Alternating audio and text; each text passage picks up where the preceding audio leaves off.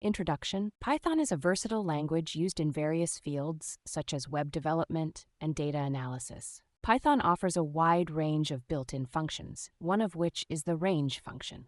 The range function is crucial for looping and iteration in Python. Understanding the Python range function. The range function is a built-in Python function that generates a sequence of numbers within a given range. It is generally used in loops to control the number of iterations. The function takes 3 arguments: start, stop, and step. The start argument is where the sequence begins, stop is where the sequence ends, exclusive, and step is the difference between each number in the sequence. If omitted, start defaults to 0 and step defaults to 1.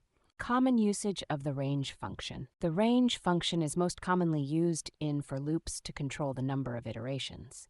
By manipulating the start, stop, and step parameters, you can control the sequence of numbers generated by the range function, and therefore the number and sequence of iterations in your loop.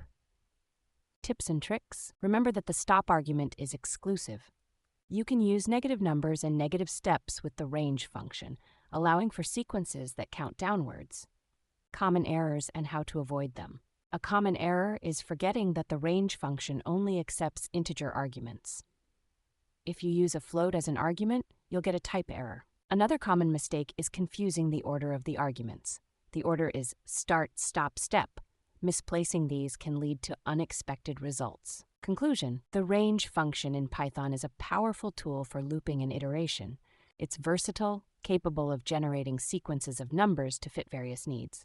To avoid common pitfalls, remember the order of arguments, remember that stop is exclusive, and ensure all arguments are integers.